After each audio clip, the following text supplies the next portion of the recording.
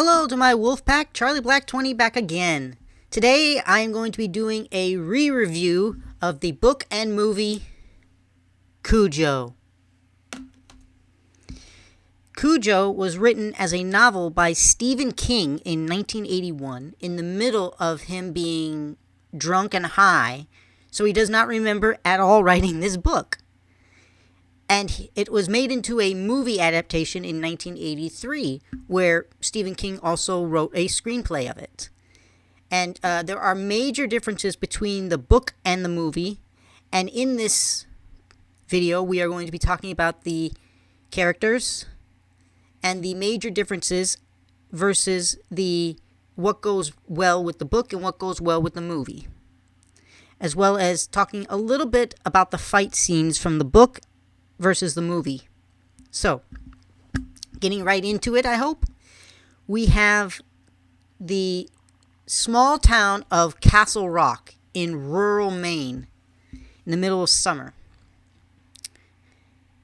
And we get the two families that are the main characters of the book. We get the Trenton family with the husband Vic, the wife Donna, and their 4-year-old son Tad. And we also get the Camber family with the husband Joe, the wife Charity, 10-year-old son Brett, and his 5-year-old 200-pound St. Bernard Cujo. Now, the book begins with Once Upon a Time, and it touches upon some supernatural themes that resonate throughout the book very subtly.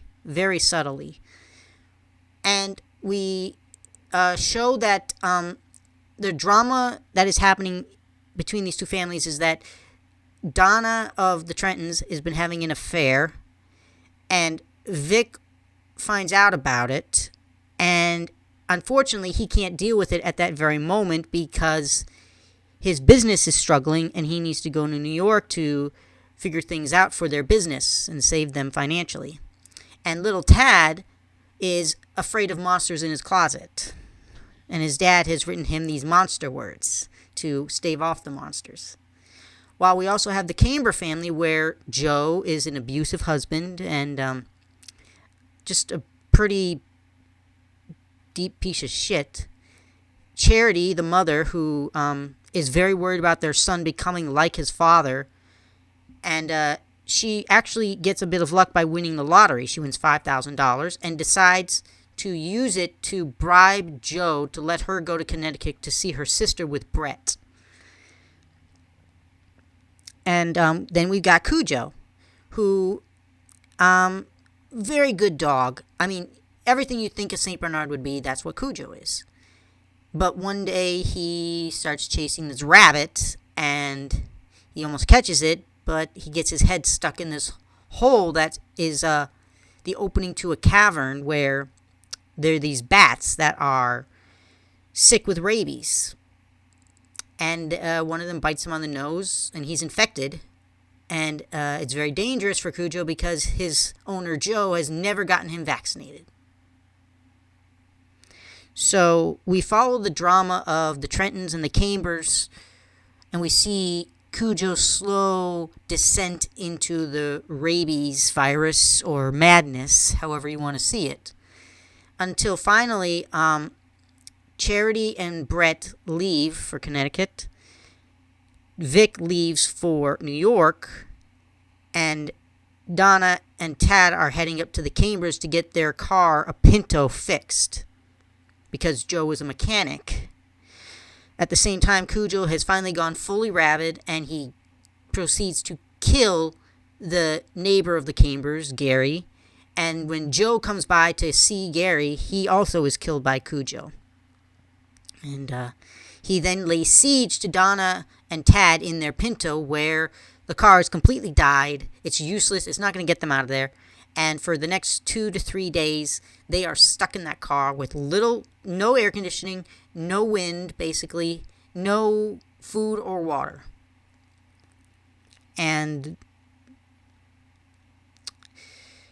will include spoilers, obviously. So the book ends very, very dark. while the movie has a more uplifting ending. Like, it's still sad, it's still scary, but it's more uplifting, it's more hopeful. So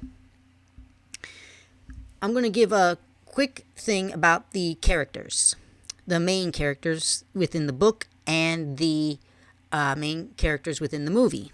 So we've got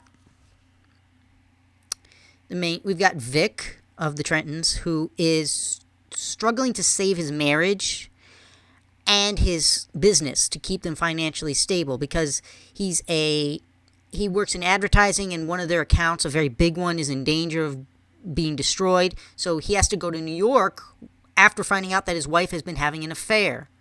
And so he has to go to New York. And so he doesn't take care of the car. But Vic is it seems he's a very strong, very likable man. He takes the affair thing, he takes it not in stride. He's obviously pissed and worried and discombobulated, but he handles it as an adult. He doesn't let his emotions influence him to the point that he is just throwing it all away. And he's obviously a very good father. He absolutely is perfect with Tad, as far as I'm concerned. Donna, in today's world, would be looked upon as a suburban housewife who got bored with her life. And she basically admits this in the book, where she says, I looked in the mirror and was afraid of being this suburban housewife who just grows old and does nothing. And but she is a good mother to Tad. Like, she absolutely loves her little guy. And then we go over to the Cambers, where you've got Joe, again, very abusive. He's like basically the worst kind of man you can think of. He is what we would call white trash, because he's not interested in improving himself. He just thinks that he can do what he wants on his property or with his money, with his wife. Like, it's not anything else. Like, the fact that he has a family is kind of surprising, but yeah. And you got Charity, the beaten housewife, who for the first time has a chance to escape and stands up to Joe to do so, to save her son. She wants to save her son from becoming like his father, because she sees that he's starting to take on traits of Joe. So, with the lottery money that she's won, she uses this to bargain with Joe, that she bought him this big engine hoist that he can use as a mechanic, and also threatens that she's going to make sure that Brett doesn't want to go with his father to go hunting other times. Joe, it's found out that he's going to use part of the lottery money while she's gone to Connecticut. He's going to use it to go to Boston with his friend and neighbor Gary, to go to whorehouses and baseball games.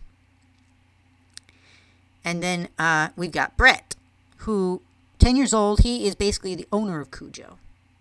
And he can tell that there's problems between his mother and father. Like, he does love his father, he admires him to death, but he knows there's problems. And so, at one point, I mean, he's a good kid, but he's got some rough edges that he's starting to inherit. And then we've also we've got three minor characters that are way more involved that I will include, which is, one is Steve Kemp. He's the man that Donna has the affair with. In the book, he's just known as a local Lothario, a local lover who's just full of life. But he's also got a dark side underneath him that we see just... Like, if anyone was supposed to be... he is a real piece of shit. Because what he does is when Donna breaks off the affair, he is pissed. And so when he actually sends an anonymous letter of cutout newspaper to Vic to reveal the affair. But he also, when Donna and Tad are at the Cambers mechanic, Steve doesn't know this. He goes into the house of the Trentons and basically rips the place apart. Yeah. And then we've also got the neighbor of the Cambers, Gary Purvier, or Purvier. Just Gary. And he's an alcoholic. He's a World War II veteran, but he's a complete nasty piece of work. Like, his favorite line is, "I don't give a shit." And the only three people he can deal with are Joe, his drinking buddy, Brett, the son, and Cujo. And the other small character is Sheriff Bannerman, who will be part of the story as far as having to deal with Cujo and the rescue of Donna and Tad, who doesn't play a huge part, really. He's just there as another hope for Donna to get out of this situation.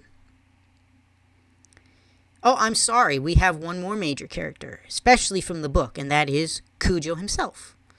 From the book, we get Cujo's point of view a lot. We get to see his descent in words and in how, as a dog, he's experiencing this change in himself that he can't explain, but it's happening and he can't stop it. And then how his madness takes over his mind. And then we see how it unfolds. So, the major differences. In the book, we get so many different points of view. So many. We have so many characters that there are so many points in the story where things could have changed on a dime, like that. But they don't, and this results in horrible consequences. Horrible. While in the movie, we get to see a little bit of that. We get to see, like, there are moments where we see, okay, this could have panned out, but it didn't. This was a moment that could have changed things, but it failed. And we see it has only the most uplifting moment at the ending, obviously, and the number of characters is highly condensed into the movie. Like, the movie is about an hour and a half, hour 40. Half of the movie is spent showing the drama, showing the backdrop of this of what's going on and the different characters, while also showing moments where we can see that Cujo is starting to descend into the rabies virus. While the book, the biggest difference is at the very end, which is that for the book, little Tad, after these 3 days being stuck in that hot car, no water, no food, surrounded by demons in his mind and by a monster, passes away from dehydration. While in the movie, Tad lives. He is brought back from the brink of death at the last moment and saved by his mom. And we see how the movie ends with the husband Vic showing up at the house and basically seeing his wife torn to pieces but still alive, and their son hanging on to her alive, and them just staring at each other together. So,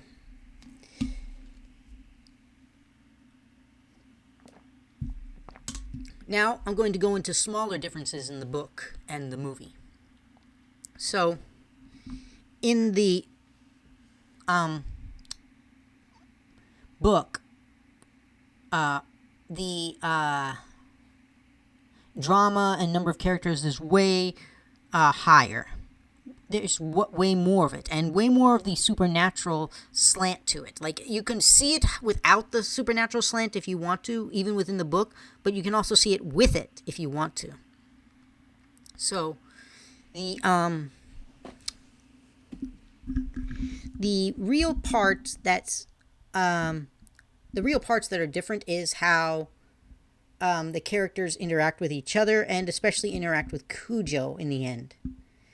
And we also get, and Cujo's thoughts within the books, we get that so much. We get to see this descent into madness, as I've said before, the rabies virus taking over Cujo's mind. And it is very interesting to read it from Cujo's perspective. Like, Cujo is the most sympathetic character in the book. In the movie, he's a dog, yes, and we see him slowly descend, but he's not the character. He becomes a monster before our eyes, rather than being a character we were rooting for to beat this rabies virus, even though there is absolutely no chance of that happening. And there are certain encounters that are done very well in both the book and the movie. For example, one of the encounters that's in both is when Brett Camber, the morning that they're supposed to leave for Connecticut, he goes looking for Cujo in the fog because he's worried about him. And Cujo shows up out of the fog, and Brett can't even recognize this dog. He's covered in mud, he's covered in drool, he's covered in pus coming out of his eyes. And he's like, Cujo, what's wrong, boy? What's going on? And Cujo, in that moment, until he hears Brett's voice, is prepared to attack and kill him, tear him to pieces. But in his mind, when he hears Brett's voice, he remembers everything about him, everything. And in that last moment, he turns away and runs into the fog, trying to run away from this virus in his head, trying to run away from these demons, because he remembers that he was this loyal dog to his boy. But that's the last time he acts as Cujo the good dog. From now on, he is Cujo the monster. And so the attacks that happen in the books for Gary, Joe, and Sheriff Bannerman are basically the same. Like, there's small differences, but not huge ones. It's basically the same, as all three of them are killed by Cujo. All three of them realize that he's rabid, but that he overpowers them all. All three of these grown men he overpowers and rips to pieces. Yeah, I mean, Gary probably put up the best fight when he he gets bitten on the shoulder, and he throws Cujo off him in the movie, and in the book he punches him in the jaw, and he says, I don't give a shit. You hear me? I don't give a shit. And Cujo, in the book, he actually backs off because he's like, I can't smell fear on this guy anymore. Because, remember, this guy's a veteran. So, he may be many things, but I guess he's not a coward. And so, Gary gets back into his house, shuts the screen door behind him in both book and movie, tries to grab his gun. Cujo rips through the screen without a problem and promptly kills Gary by ripping out his throat. When Joe shows up at Gary's house to get him to go to Boston and go whoring, he becomes so scared when he finds Gary. He is terrified. He realizes it's Cujo because he sees a big pile of dog crap.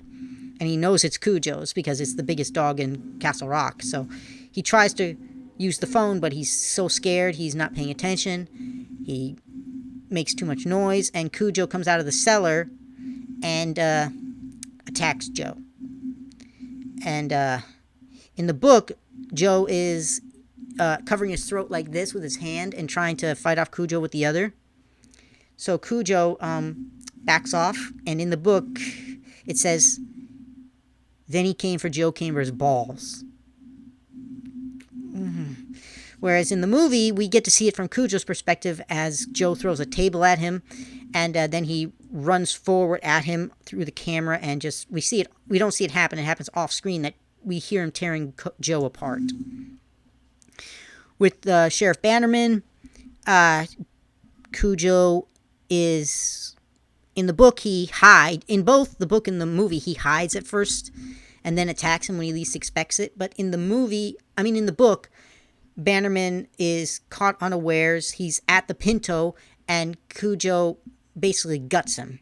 And then Donna gets out of the car. Cujo goes after her. She gets back in the car. And Bannerman tries to make it to his police vehicle to phone in. But he's knocked away from the door before he can, and he is killed. In the movie, both times he loses his gun to Cujo. And in the movie, he is looking into the barn because he hears a noise before he radios in, and Cujo comes at him from the side, knocks his gun away, and just basically starts tearing into him and knocks him to the ground when he gets on one of these wooden beams, and then he proceeds to tear him to pieces before Donna can get away from the car and get in the house. At the same time, Vic is very worried about what's going on at his home. So he, in both the book and the movie, he leaves early, leaving the business in the hands of his partner.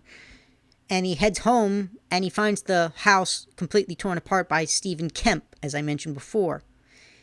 And the police come, they take a report. They do find Kemp, who admits he trashed the house, but that he never found Donna or Tad there. And Vic remembers that they had sent Bannerman to look into the chambers where he said that the Pinto was taken to be fixed. So he decides to go up to the Chambers place because Bannerman has not phoned in or anything. And then Donna, who has been held captive by this dog with her son in the car for 3 days in the heat, at one point she tries to get out and get to the door. And it's a little different in both the book and the movie, where in the book she is worried that Cujo's waiting at the front of the car. So she picks up a bunch of these rocks from the ground because I guess it's like a pebbled drive. There's not much. It's a very rocky area. So she grabs a bunch of rocks and throws them in front of the hood of the car to see if she can hear them clink, clink, clink on the ground. And the third one doesn't, because it hits Cujo, who is in front of the car, and he's waiting for her. And in the book, she looks around the car like this, and they lock eyes. Cujo attacks her. She's barely able to make it back to the car door while she's fighting him off. And she kicks him. In the book, she kicks him in the muzzle. In the movie, she knees him in the dick. Which, ow. But in both book and movie, he gets into the car on top of her and starts mauling her, biting her around the stomach, taking big chunks out of her leg.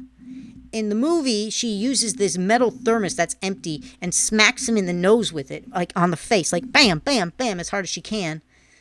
Whereas in the book, which is more believable to me, is that she brings the car door and slams it into his neck and head over and over and over again, until finally she drives him out of the car. But again, she has been mauled. Got furrows in her stomach, got big chunk out of her leg, and Tad has been screaming this whole time in the back seat.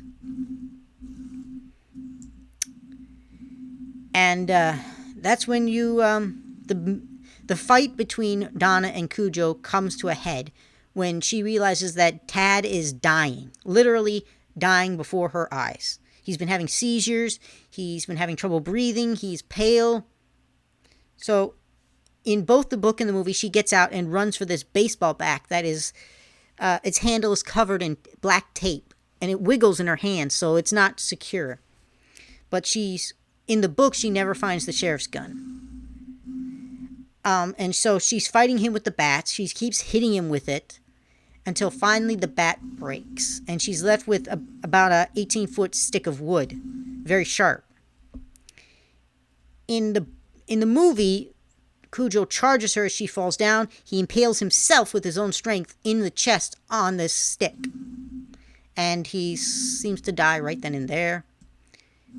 And in the book, Cujo charges at her. She charges at him with the wand, with the stick like this, and sticks it, jams it, thrusts it into Cujo's right eye. And in the book it says his eye made an unimportant popping sound, like a grape squeezed between two fingers. And Cujo in the book is biting at her wrists as she's doing this, driving this spear into his brain, until he finally just succumbs to his death at that point. But Vic shows up not long after that, sees Donna beating on this dead dog with the fat end of the bat, and he goes to the car, pulls Tad out and says, "How long has he been dead, Donna?" And she tries to revive him with CPR. Vic goes into the house and calls the police, calls a hospital. They come there. They try to pull Donna away. She actually bites one of the hospital orderlies, so he has to get treated for rabies too. And she doesn't get to revive Tad. He does not wake up.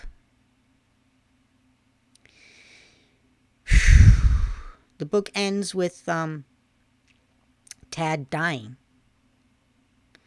But Vic and Donna have decided that they're going to give their marriage another try. They're going to keep going. They're going to remember the good times, remember Tad, and try to move forward. While Charity Kimber and her son Brett decide to stay on their home, and she takes a part-time job as a secretary, and she starts putting away $5 every paycheck for Brett's college. They also get a small dog named Willie a year later. First thing Brett asks, has he had his shots? Sad.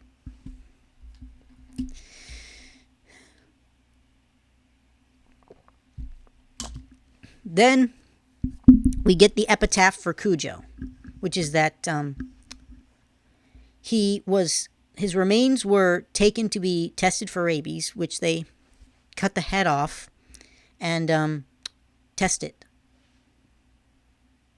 They cremated his remains and they were taken out with the trash, with the garbage. And his epitaph is this: Cujo had never wanted to kill anybody. He'd always wanted to be a good dog. He would have fought and even died for the man, the woman, and his boy. He had been struck down by, some would say fate, some would say destiny, and others would say a degenerative nerve disease called rabies. Free will was not a factor. That's what the book said. Now, the ending in the movie, as I said before, Stephen King actually mentions that he felt the ending for his book was too dark. That's not what he wanted for the movie, especially because he said it wouldn't work on screen for these audiences. It would be too much. So with Stephen King's blessings, I believe, they changed the ending where instead of Tad dying or Cujo being killed by a spear into his eye, Donna brings Tad inside after finding the sheriff's gun, using it to break the window to the car and get Tad out, takes him inside, and uses CPR and cold water to try to revive him. And finally, after so long, she manages to get him to breathe again. And you get this triumphant music. All seems well. And then from right behind them comes Cujo through the window, crashing through the glass. And you get this last final scare, this last final monster coming for you as Donna picks up the sheriff's gun again and pulls the trigger.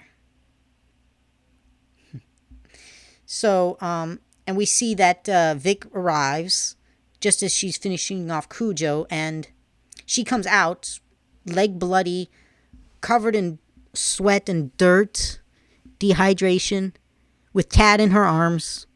And Vic comes up there, grabs Tad, and they stare at each other in a freeze frame as the credits roll. And they did a good job. So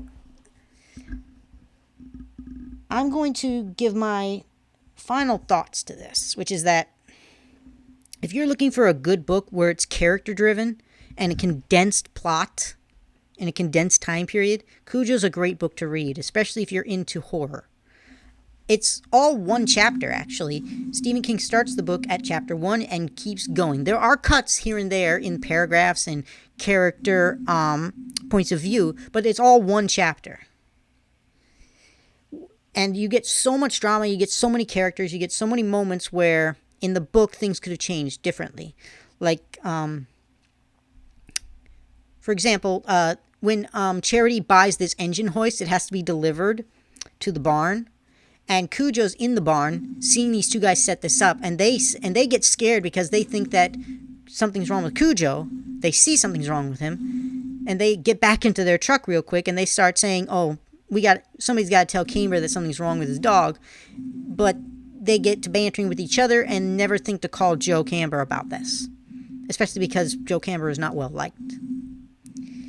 We have that Brett tells his mom in both the book and the movie that something's wrong with Cujo. He's sick. I think we need to tell Dad. And she basically tells him, do not tell your dad anything until we get to Connecticut. We'll call him. And Brett can sense that there's something going on between them, that his dad just needs one excuse, one tiny thing for him to tell them to stay. And Cujo is Brett's dog, which means that if something's wrong with Cujo, he has to stay and take care of him, which means they couldn't go on their trip, which is basically what Joe would want anyway to a certain degree. Another thing that they include in the movie but don't go into detail is that the mailman doesn't come to deliver the mail because Joe Camber has said put a stop on the mail for now. I'm not going to be home. They show the mailman in the movie grabbing the mail to the Cambers, but being stopped by another worker saying, hey, there are no deliveries for them right now.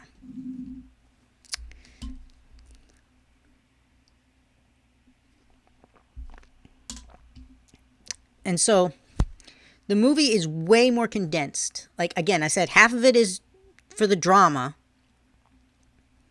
in the beginning, where you get this sense of what's going on between the two families, what's going on with Cujo in the background. And then you get the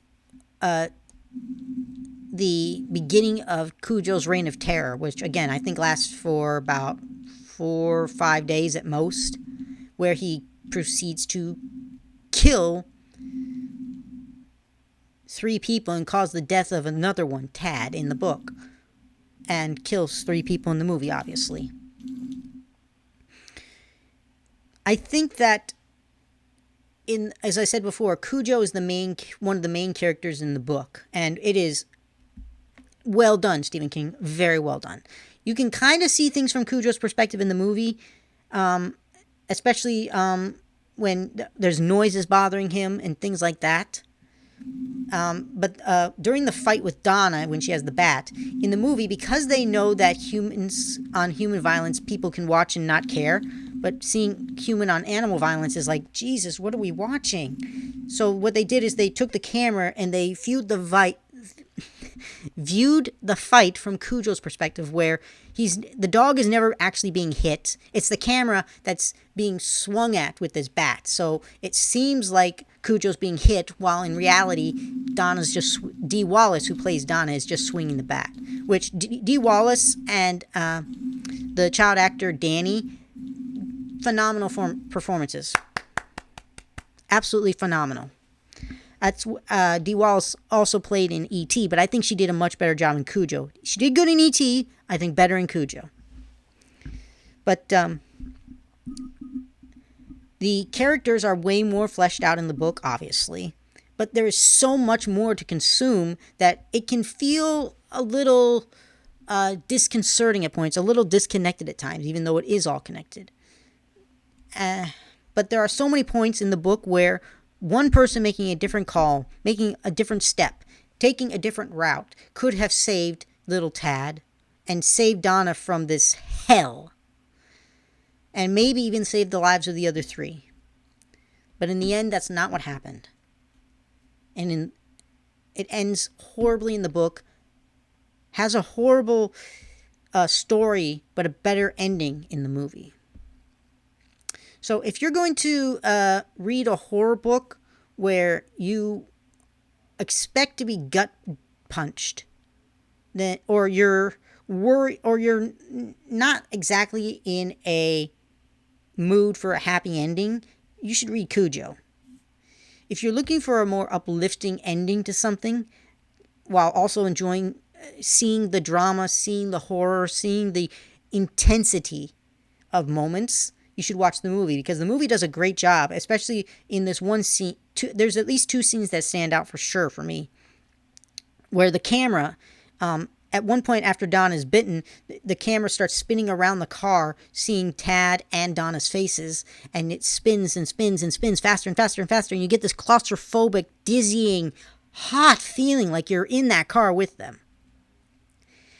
And then there's this other part where after Bannerman has just been killed and Donna's still stuck in that car, Tad is starting to have another seizure. Donna manages to get it stopped, and he's crying for his daddy. Daddy, daddy, daddy. And she says, all right, I'll get your daddy. And Dee Wallace said that she got a lot of... They almost left it out of the movie, but she convinced them to keep it in, and a lot of mothers would send her letters saying, yeah, we've been there. We know what that's like. Which, yeah, totally get it. It's a good moment where you're like, Jesus, she actually did that? But then you remember, no, she's not doing it to Tad. She's doing it because of this situation. That she's stuck here and can't help him. And so, for the book, if you want a character-driven book, Cujo's the book to go for, especially if you're a Stephen King fan. If you want a intense, scary, and dramatic story, then you want to watch the movie, because you're going to see how all this drama is leading up and up and up and up and up and up and up and up and up and up to boom. All of a sudden it's intense, and it stays intense for quite a while. And just when you think you can relax for just a second, nope, here it comes again. So those are my thoughts on the book and movie Cujo. So I hope this didn't ramble on for too long. Thanks for listening, my fellow Wolfpack, and take care.